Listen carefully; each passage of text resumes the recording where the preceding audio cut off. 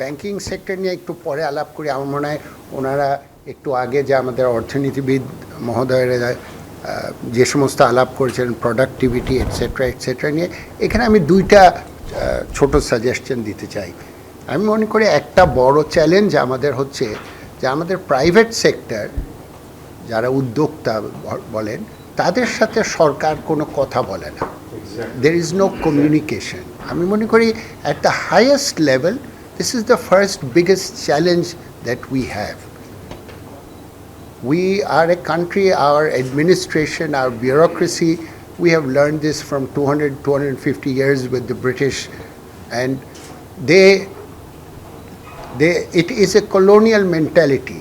যেখানে আমরা হচ্ছি দাস এবং তারা আমাদেরকে চালায়। They know best what is good for us, good for the country, good for everything. There is very little or no communication. তো আপনি যদি এই পাশে ভিয়েতনামে দেখেন, চায়না তো ছেড়েই দিলাম, the level of communication between the policy makers, the execution, the government machinery and the real market players, এটা unbelievable. আপনি চিন্তা করতে পারবেন না। আমি ভিয়েতনামে নিজে দেখেছি, ভিয়েতনামে দে হ্যাভ ভেরি লার্জ আমাদের ইপিজেডের মতো। তো অনেক বছর আগের কথা বলছি, হঠাৎ করে আমরা ভিজিট করার সময় স্যামসাংয়ের একটা বড় ফ্যাক্টরিতে ওই কারেন্ট চলে গেছে সামথিং পাওয়ার নিয়ে।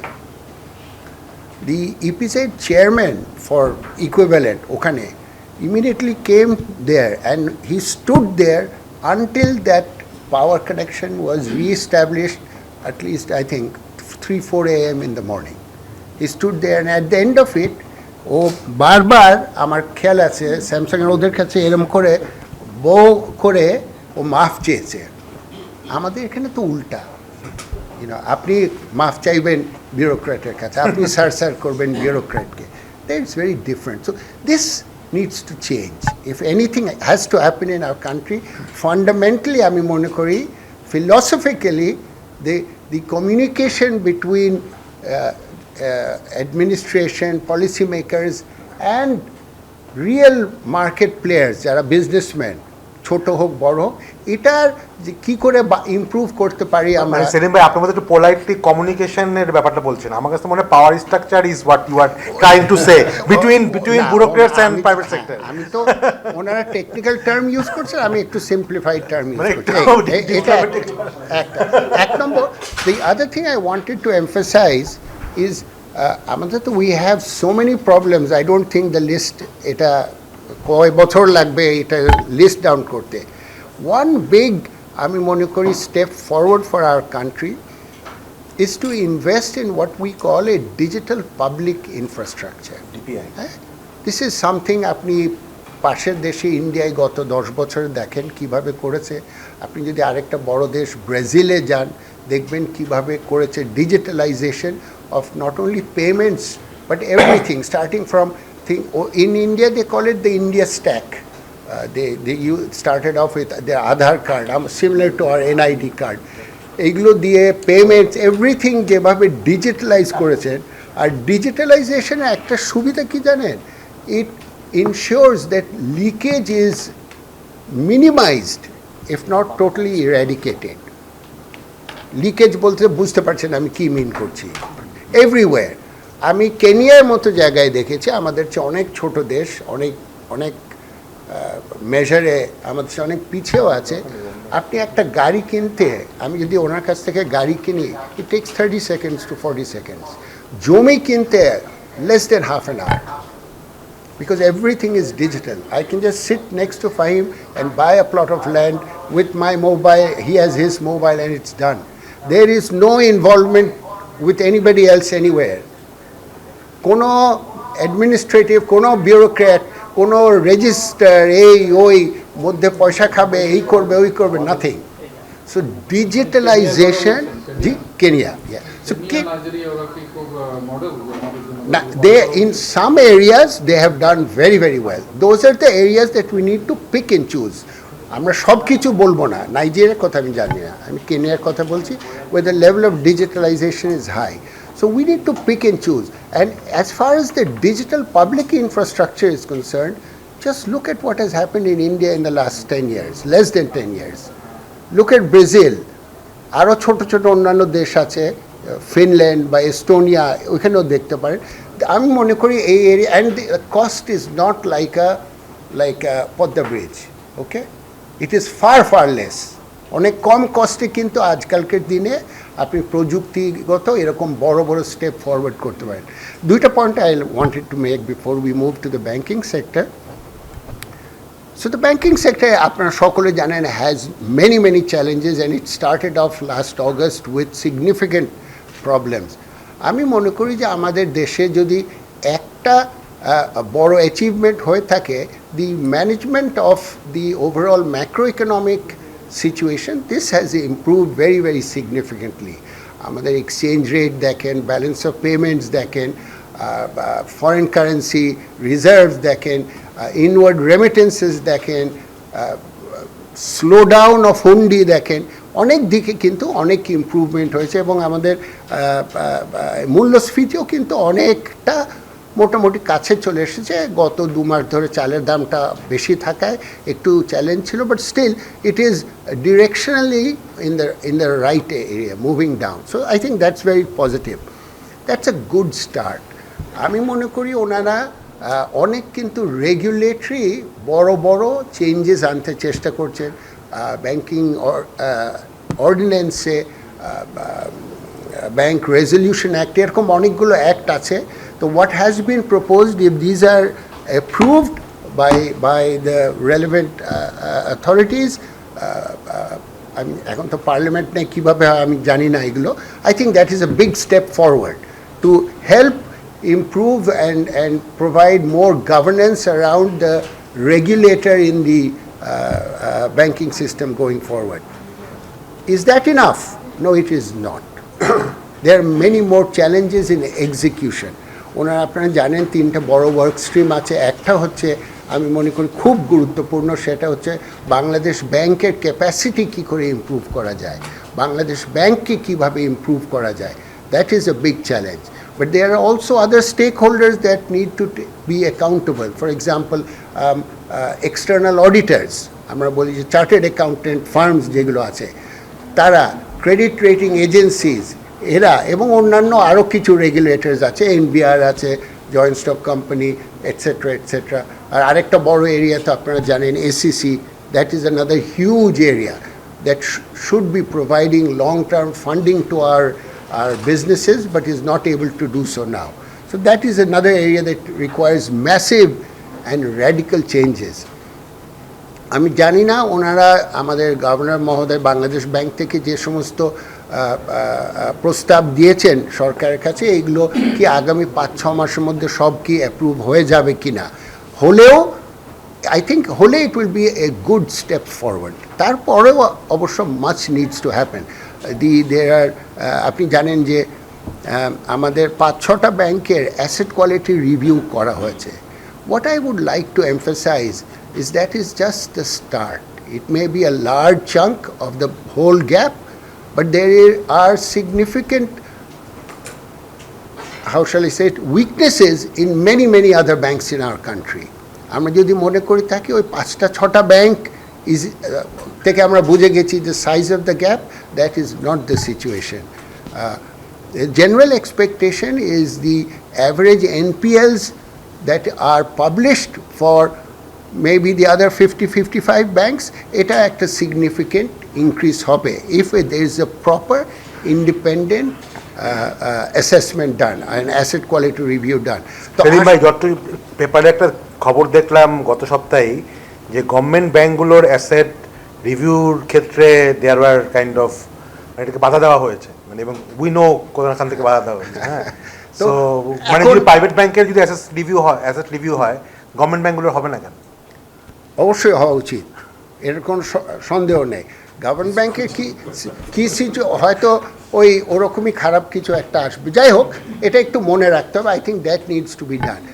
We also need radical solutions, আমি মনে করি, যেগুলো আমি যেমন একটা কথা মনে করছি যে আমি শুনছি যে the number of independent directors should be 50% of the total number of board directors, এরকম একটা ওনাদের প্ল্যান আছে। এটা করতে পারলে খুব ভালো হবে এবং the panel of directors will be nominated by the central bank itself. I think that's an excellent start.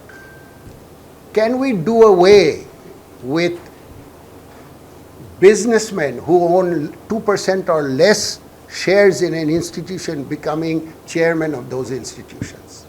কেন আমরা চিন্তা করতে পারি না যে আমার ইন্ডিপেন্ডেন্ট ডিরেক্টরও সেও চেয়ারম্যান হবে এই সমস্ত প্রতিষ্ঠানে? কেননা ব্যাংকিং সেক্টরে যে চেয়ারম্যান এবং বোর্ডের যে বিভিন্ন রকম influence on management, on the managing director, এটা অসাধারণ। মানে I can't tell you how difficult the job of a managing director is. It is যেমন এটা ঝুঁকিপূর্ণ, তেমনি এটা কি বলি sensitive, and of course it's extremely difficult আর কি সব কিছু মিলিয়ে managing business, managing the regulator, managing customers, and having to count out to your chairman and board. এই রিলেশনশিপটাকে ইমপ্রুভ করতে হবে। যদি আমাদের কর্পোরেট গভর্নেন্স, মানে আমরা যেটাকে বলি প্রাতিষ্ঠানিক সুশাসন ভালো হয় ব্যাংকের মধ্যে, অনেক কিছু অটোমেটিক্যালি ইমপ্রুভ করবে। তো আমি মনে করি to support this infrastructure of control and governance we need to have radical solutions. For example, we now have, আপনি যদি দেখেন, প্রায় 20-30টা কতগুলো আমার খেয়াল নেই, I think it might be even 30 or 40 impaneled external auditors.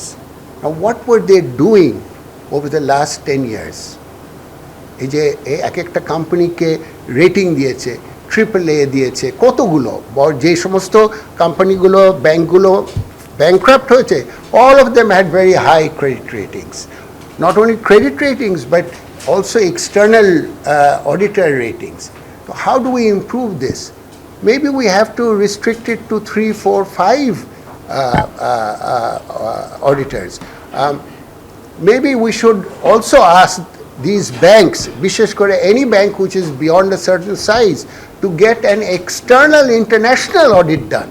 তারাই পে করবে, সরকারকে বাংলাদেশ ব্যাংককে দিতে হবে না, ওই ব্যাংকই পে করবে, কিন্তু এক্সটার্নাল অডিটর আনেন ইন্ডিপেন্ডেন্ট, যেভাবে এই কিউআরটা এনেছিল। I believe this was funded by World Bank or IMF, whoever. যাই হোক, এটা একটা বড়, আমি মনে করি এইভাবে চিন্তা করতে হবে কিছু র্যাডিক্যাল সলিউশনস। তা না হলে we risk post February becoming the same as we did earlier. কয়েনের এপিট ওপিট যেন না হয় সেটা দেখার জন্য এরকম স্ট্রং কিছু কন্ট্রোলস দিতে হবে। Generally things are moving in the right direction, but there are significant challenges. একটা বড় চ্যালেঞ্জ, স্যার তো আছেন এখানে, আমাদের যে 5টা ব্যাংকের একটা মার্জার করার চিন্তা ভাবনা করতে হচ্ছে। Ideally speaking this banks should be কি বলবো, shut down. How do you shut down a bank? The impact, the social impact on depositors, etc., is very, very significant. So it's easy to say that এটা বন্ধ করে দেব bank, কিন্তু বন্ধ অত সহজে করা যায় না। So for various reasons, employment, providing individual small retail depositors with their money, অনেক কিছু সরকারকে করতে হবে, চিন্তা করতে হবে। তো সেই জন্যই হয়তো এই যে এই মার্জারগুলো করছে, to phase out this problem over the next 5-10 years or so. So I think directionally it is the right way to go about it. There is no overnight solution to the problems that we have built into our own country. Most people would agree বাংলাদেশে 10-12টা ব্যাংকের বেশি bank থাকা উচিত না। That is the reality. আমি জানি কথাটা শুনলে খারাপ লাগবে, আমাদের হয়তো 60টা ব্যাংক আছে এখানে। For our economy we don't need more than 10 or 12 banks. And if you look at even the countries, our neighboring countries, if you compare the size of their economy, the demography, compare it to ours, you'll see that that is roughly the number of banks that they have. 60 banks is a anathema. তো এইখানে 61 sir. তো এইখানে অনেক কিছু, এটা তো একদিনে করা যাবে না, বাট আস্তে আস্তে করে ওই দিকে এগোতে হবে। তো দি রিয়ালিটি ইজ যে there is no overnight solution. তারপর আমি বলবো ব্যাংকিং সেক্টরে কিন্তু অনেক সেক্টরের থেকে, আমি কিছুদিন আগে কোন খবরের কাগজে দেখলাম একটা অ্যাসেসমেন্ট করেছিল the first 365 days of this government, তো গ্রিন অ্যাসেসমেন্ট পেয়েছিলেন ব্যাংকিং সেক্টরটা, আর কে পেয়েছে আমি ঠিক জানি না। Anyway, that's all. One point I'd like to make on SME. এসএমইতে ওয়াই ক্যান, কেউ বললেন যে কারা কারা, যেমন ব্র্যাক, অনেক, আমি যেখানে চাকরি করতাম এর আগে অনেক এসএমই প্রায় আই থিঙ্ক 35,000 crore টাকার মতো, 50% of the balance sheet is directed at SME financing, and that is a business we do very well. We've learned how to do it, but it was really the small business. This 50-60 lakh টাকার টিকেটের ট্রানজ্যাকশনগুলো, ওই ট্রানজ্যাকশনটা খুব ভালো। The medium size business আমরা বেশি করতাম না, because that was very risky. Hardly 5-6 হাজার কোটি টাকার মতো আমরা করেছি। দ্য চ্যালেঞ্জ ফর এসএমই, অনেকে বলেন যে ব্যাংকরা করে না কেন, it is very very risky. NPLs are very high. Fahim যেমন বললেন যে এনপিএল কিন্তু এসএমইতে কম, ওটা ব্র্যাক ব্যাংকে কম, অন্য জায়গায় 15% plus, if you want to know the reality. So what do we do to support that business? একটা ব্যবসায়ী, আপনি যদি কয়েকজনকে ডাকেন, জিজ্ঞেস করেন তো ওনাদের যে কত রকম অসুবিধা হয়, অ্যাডমিনিস্ট্রেটিভ, রেগুলেটরি, লাইসেন্সিং, চাঁদাবাজি, এই ওই, মানে আপনি মনে হবে যে ভাই ব্যবসা না করাই ভালো। ব্যবসা করা পাপ, ব্যবসা করাটা পাপ, কত যে কঠিন। আপনি বসেন, ওনাদেরকে নিয়ে বসেন, 30-40 জন এসএমই গ্রাহককে নিয়ে বসেন, জিজ্ঞেস করেন যে কত কঠিন ব্যবসা করে। আছে তো আমাদের এখানে। না তো উনি যেটা বললেন আগে যে কত কঠিন, তো এই জন্য এই দুর্বলতাটা, এই যে ব্লকেজগুলোকে আমাদেরকে, we have to find ways to fix that. We have to listen to them, somebody has to listen to them. Who is going to listen to them? Why is he saying আমি এই কথাটা 100 বার এখানে বলি, ওখানে বলি, কেউ শোনে না, কেউ শুনবে না, তাহলে এইভাবেই চলবে। পাওয়ার স্ট্রাকচারটাও মানে অন্য জায়গায়।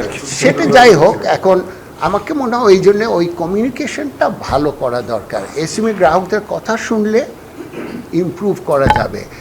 Financing alone is not very important to them. They get financing, not always, but the real problem is elsewhere. The real problem is elsewhere. So anyway, sorry, আমি অনেক সময় নিলাম। Thank you.